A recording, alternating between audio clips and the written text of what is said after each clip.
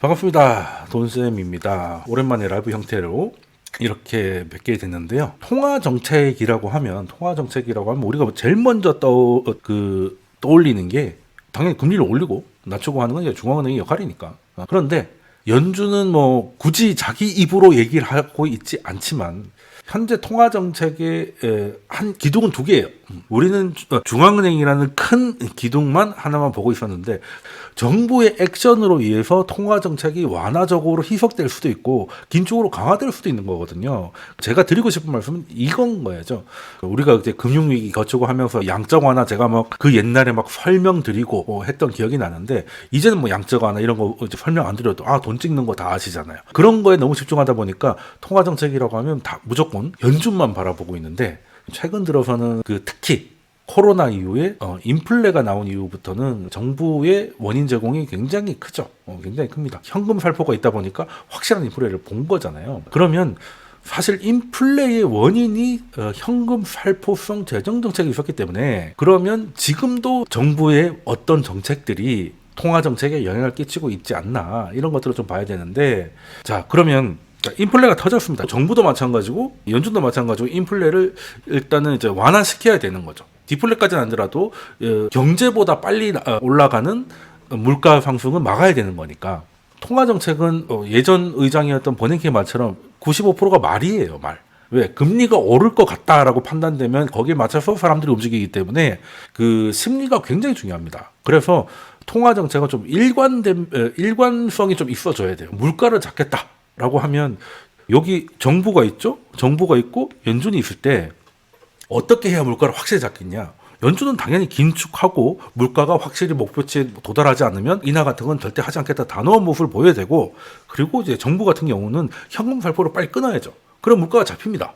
요건 모르는 사람은 없잖아요. 근데 이렇게 잡으면 좋은데 요즘 책 중에 그런 책이 있더라고요. 기적의 암 치료법 해가지고 체온이 43도가 되면 이제 암세포가 소멸을 한다라는 책이 나왔더라고요. 43도면 이제 암세포가 소멸을 하는 건 사실이라고 하더라고요. 문제는 암세포뿐만 아니라 사람도 소멸을 하니까 그런 문제가 발생. 사람이 죽었으니까 이제 암세포도 죽는 거지.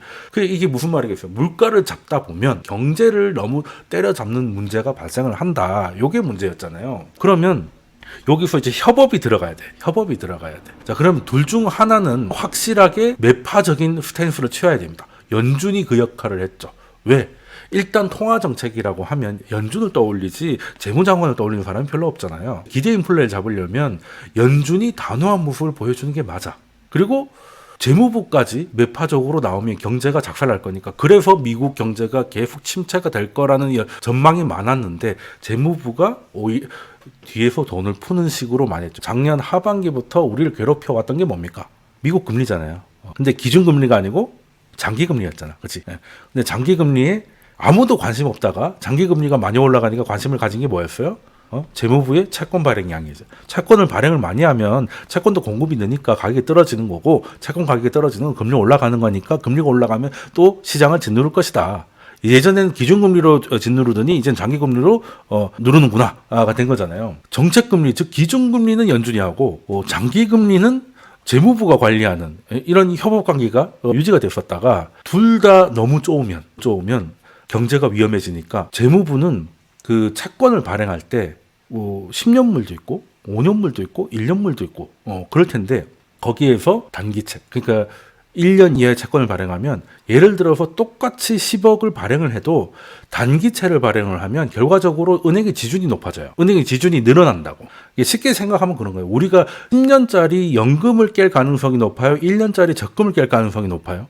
아무래도 단기채를 했을 때 시장에 유동성 공급이 늘어나고 그 결과로 은행의 지준이 늘어나기 때문에 시장 유동성이라고 하면 은행의 지준량을 얘기하는 거잖아요. 지준을 늘려주려고 하면 제일 좋은 게 양적 완화를 해가지고 은행이 갖고 있는 채권을 그냥 지준으로 바꿔주면 되는데 연준은 지금 매파적 스탠스로 취해야 되니까 양적 완화는 한참 지난 이야기죠. 양적 긴축을 하고 앉아있고 그러면 이제 단기 유동성이 메말라 가겠지. 그거를 재무부가 단기채를 왕창 발행을 해가지고 그 돈으로 유동성 공급을 하면 금리는 높은데 어쨌든 유동성은 지켜지니까 경제가 굴러가는 거예요. 그러니까 꼭 저금리여야만 굴러가는 게 아니라 중요한 거는 시장의 유동성이거든. 시장의 유동성 즉 은행의 지준이 충분하면 금리가 높아도 괜찮다는 거예요.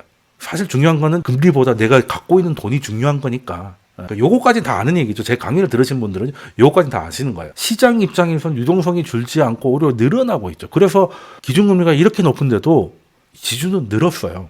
그러니까 미국 경제가 버티고 있는 거예요.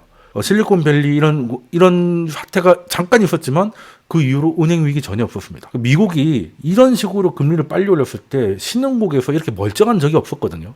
물론 뭐 앞으로 어떻게 될지 모르겠습니다만 94년도 때도 그랬고 미국이 금리를 이렇게 급진적으로 올리면 신흥국은 다 그냥 골로 갔단 말이에요. 우리 IMF도 그 출발이 94년 금리 인상했다가 잠시 낮추다가 다시 올릴 때 그때 날아간 거거든요.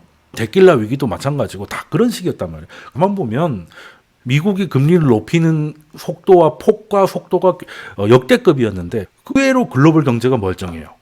의외로 온다는 침체는 오지도 않고 그죠? 그 비결이 금리는 높지만 시장 유동성은 재무부가 단기채 비중을 올려가지고 시장의 유동성을 공급하고 있었다는 겁니다. 여기까지는 제 구독자라면 다 아실 얘기예요. 오늘 그럼 얘기는 뭐냐? 옐런 같은 경우는 작년부터 단기채 발행을 확 늘렸기 때문에 요거를 좀 단기채를 더 늘리지 말라고 작년 연말에 차입위원회에서 공고가 나왔는데 2분기까지는 지금 이 단기채 발행을 계속 이어가겠다는 거예요. 2분기 가면 4, 5, 6까지 그러니까 올해 상반기 내내 단기채를 계속 찍을 거라는 얘기를 한 거죠. 이 말은 뭐겠습니까? 이 말은 뭐겠어요?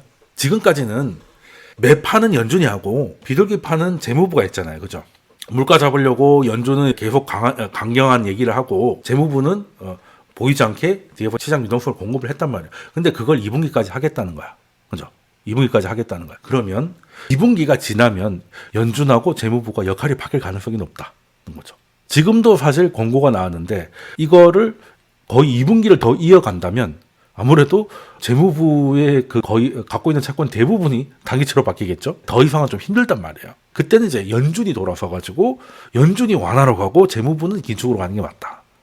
근데 재무부와 긴축이라고 하는 게 연준 긴축하고 조금 다르죠. 재무부의 긴축은 지금까지 완화하던 걸 안 하면 되는 거예요. 단기채 발행을 어느 정도 줄이고 장기채를 늘리면 되는데 그럼 그때 단기채를 장기채로 바꿔야 될 때 장기채 금리가 좀 낮아져야 될 거 아니야.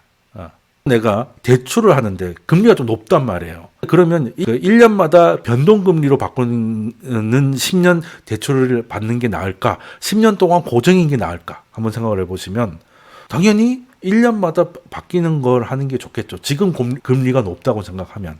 그죠? 그러니까 지금 미국의 입장에서는 역할을 바꿀 때가 됐어. 역할을 바꿔서 연준이 이제 금리를 낮춰 장기채 금리가 좀 내려갈 수 있게 만들어 놓고 그러면 이제 과하게 쌓인 단기채를 장기채로 바꿀 때 재투자할 때 이자를 좀 줄일 수 있다. 이 얘기는 파월도 했었어요. 파월이 얼마 전에 그 60 Minutes라는 대담 프로그램에 나와가지고 그 얘기를 했는데 지금 미국의 재무 상황은 지속 가능하지 않다. 한마디로 경제 성장도 지금 생각보다 많이 하고 있지만 그 부채의 성장이 너무 많다는 거죠. 부채 성장이 왜 많냐라고 했더니 이자가 너무 많다는 거예요. 제가 지난 라이브 영상에서 보여드렸죠. 세금 걷어가지고 다 이자 내야 된다고. 이 상황을 유지될 수 없다는 건 파월도 그 얘기를 했어요. 그래서 좀 더 확신했던 거는 이제 역할을 바뀐다. 역할을 바뀌고 재무부 입장에서는 일단 4월이 지나가야 어떻게 될지 결론을 낼 수 있어요. 일단은 파월이 3월은 절대 아니라고 했죠. 그렇게까지 세게 얘기하는 경우는 별로 없거든요. 보통 목표치가 되면 할 만한 상황이 되면 데이터가 되면 인하하겠다라고 했는데 3월은 아니다라고 탁 찍었잖아요. 왜 3월이 아닐까? 4월 달에 재무부한테는 제일 중요한 이벤트가 있거든. 재무부한테 제일 중요한 이벤트가 뭐겠어요? 재무부는 이게 국채 발행해가지고 하는 데가 아니에요. 원래는 뭐겠습니까? 세금 걷어서 하는 데잖아. 세금을 걷어. 우리도 이제 5월달 종합소득세 이런 거 신고하지 않습니까? 미국은 4월달에 해요. 1년에 2번 하지만 4월달이 더 중요합니다. 왜? 4월달을 보면 다음번 게 보여. 근데 4월달은 어떻게 될지 몰라요. 그러니까 이건 예측이 잘 안 맞아요. 그래서 4월달이 굉장히 중요해. 그 이후의 세수는 4월의 분위기를 이어가거든요. 그러니까 4월에 세금이 얼마나 거치는지를 일단 봐야 돼요. 어느 정도는 나와야겠다고 생각을 했는데 그거 충분히 나왔다 하면 재무부 입장에서는 국채 발행을 하고 뭐 할 필요가 없게 되는 것이고 그래서 재무부 상황이 그렇게 되면 그때 연준이 이제 제 생각으로는 이제 인하를 가게 될 것인데, 일단은 4월 달에 세금이 얼마나 거칠지는 연준도 모르는데 뭐 재무부도 모르는데 제가 어떻게 알겠습니까만은 이제 4월 달에 나온 뉴스를 팔로잉을 해 나가야 되겠죠. 일단은 세금이 예상보다 적게 거치면은 돈이 없는 재무부는 아무래도 국채 발행을 더 늘려야 될 것이죠. 만약에 세수가 좀 충분하다 그러면 지금까지 해왔던 그 비둘기 역할을 연준한테 넘기기가 좋아진다. 지금 사실 드라이브는 재무부가 쥐고 있습니다. 연준은 그 신호 떨어질 때까지 지금 태도를 그대로 유지해요. 어느 정도 방향이 좀 잡혔잖아요. 그래서 중요한 건 물가보다 4월 그 소득세라고 보면 되는데, 일단 소득세가 어느 정도 거치고 그때쯤에 고용 시장이 드디어 좀 안 좋아지는, 그러니까 올해는 고용 시장이 좀 안 좋아질 거라는 게 이제 컨센이잖아요. 좀 나빠지는 게 나타나면 연준은 첫 인하는 어렵지만 한 번 인하하면 들불같이 일어날 가능성이 있다고 저는 계속 얘기해왔고, 그 증거 중에 하나를 더 제시를 하겠습니다. 지금 미국 경제가 작년은 정부 지출 뭐 여러 가지가 있어가지고 꽤 좋았는데 그게 올해도 계속 이어질까? 그렇진 않을 것이다. 그렇다고 경기 침체까지는 아니지만 작년 같은 성장은 쉽지 않을 거니까 이제 작년보단 고용시장이 나빠지지 않겠느냐, 요거거든요. 그래서 지금은 고용시장이 좀 나빠지는 신호가 있기는 한데 1월 뭐 고용 이런 거 보면 이제 굉장히 강하기는 하죠. 일단 고용이 좀 나빠지기 시작하면은 연준은 사실 금리 인하의 드림팀을 만들어 놨어요. 그 연준의 이제 지역 연준 총재도 있고 이사들이 있는데, 이사 중에 이제 파월 의장을 포함해서 6명의 이사, 총 이제 이사진에 7명이 있는데 의장까지 포함해가지고 바이든 행정부가 들어와가지고 4명의, 여기 보이시는 분들 4명의 이사를 임명을 했습니다. 근데 이제 이 사람들이 어떤 성향일지, 그러니까 파월은 이제 1명이니까 6명 중에 4명이 압도적인 거잖아요. 근데 이분들이 대부분 비둘기일 수밖에 없는 환경이에요. 그나마 제일 안 비둘기가 마이클 바라고 해가지고, 이분은 성향을 떠나서 금융 감독 부의장이에요. 너무 완화 쪽으로 가면 이제 문제가 생길 수 있다, 이걸 컨트롤하는 데가 금융 감독이잖아요. 그러다 보니까 이분은 매파라고 하긴 그렇지만 비둘기파도 아니다. 그냥 얘는 그냥 이분은 그냥 중간쯤이라고 보면. 근데 쿠글러라는 이사는 오바마 행정부 때 노동부 소속이에요. 노동부. 그리고 제퍼슨은 평생 빈곤에 대한 연구를 했습니다. 그리고 제가 가리고 있는데 쿡 이사 같은 경우는 노동시장의 인종차별을 연구하고 있어요. 하나같이 노동, 빈곤, 노동이에요. 그럼 이분들은 인플레이션 조금 올라가는 걸 꺼려할까요? 고용시장이 망가지는 걸 꺼려할까요? 답은 나와 있잖아요. 노동부 소속이고 빈곤이고 노동시장이 인종차별이면 백인들이 차별받고 있다 연구하진 않았을 거 아니야. 그죠? 대부분 고용시장의 약자, 그리고 이미 약자, 그리고 이제 약해질 수밖에 없는 사람들에 대한 연구, 이런 연구를 해왔던 분들이기 때문에 고용시장이 조금만 나빠지는 게 일어나면 인플레도 인플레지만 고용시장을 잡아야 된다. 왜? 물가가 오르는 것보다 실직이 더 큰 고통이다. 왜? 미국은 저소득층은 한 주 벌어 한 주 살잖아요.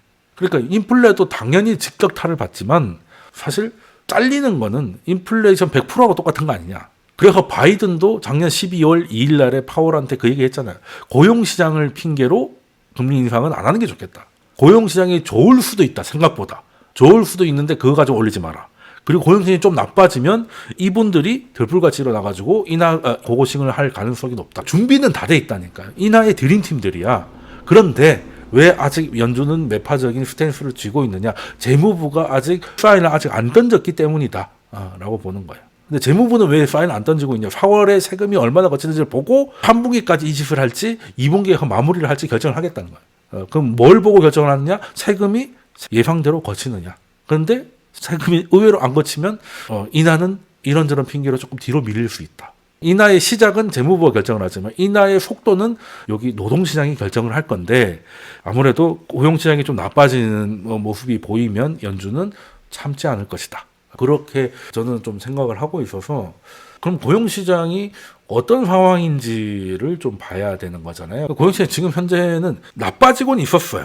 나빠지고는 있어요. 신규 일자리인데 얘는 좀 들락날락이 많아가지고 3개월 이동평균을 많이 보는데, 21년 7월부터 해가지고 고용시장은 조금 나빠지기 계속 이제 내려오기 시작했어요. 사실 이때가 미친 거였죠. 쭉 내려오다가 이제 이동평균이 고개를 살짝 들고 있습니다. 거기를 딱 들고 있고, 그리고 또 재밌는 게 여기 보면 이제 임시 도움 서비스, 그러니까 임시직, 비정규직도 아니고 임시직 있잖아요. 이게 11년 이후로 처음으로 안 내려갔어. 그러니까 조금 반등을 해요. 조금 반등을 해.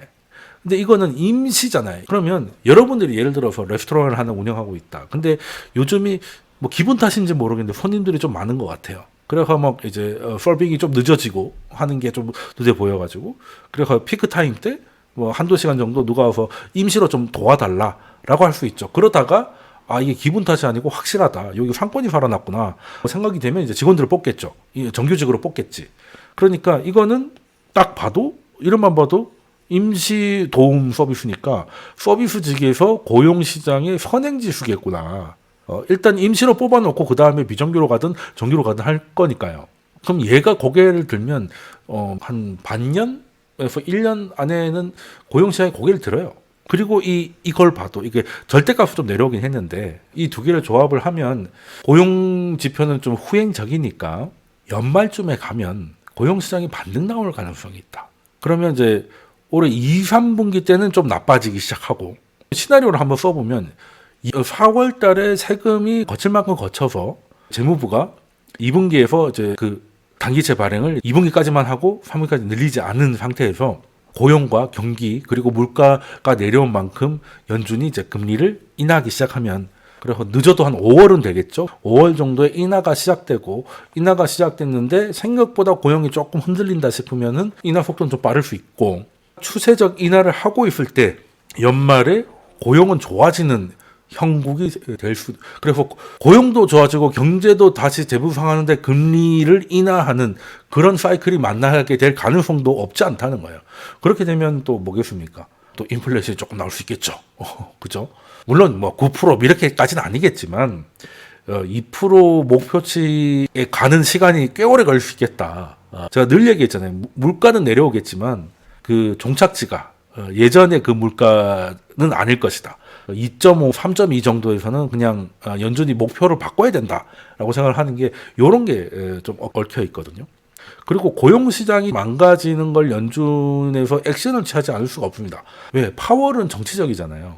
고용시장은 대통령 선거에 직결되기 때문에 인플레는 나중 문제고 일단은 살려야 되지 않습니까? 그때는 이제 재무부는 원 상태로 복귀하고 단기채를 장기채 금리가 적당히 내려오면 그때 바꿔가면서 자기들 이제 뒤수습을 할 것이고, 연준은 인하에 들어가고, 그래서 고용시장을 받치면 바이든은 이제 재선 가능성을 좀 높이게 되고, 그러면 이제 파월이 또 한 번 더 할 수도 있고, 뭐 잘 도와주면 지면 또 해줄 수도 있겠죠.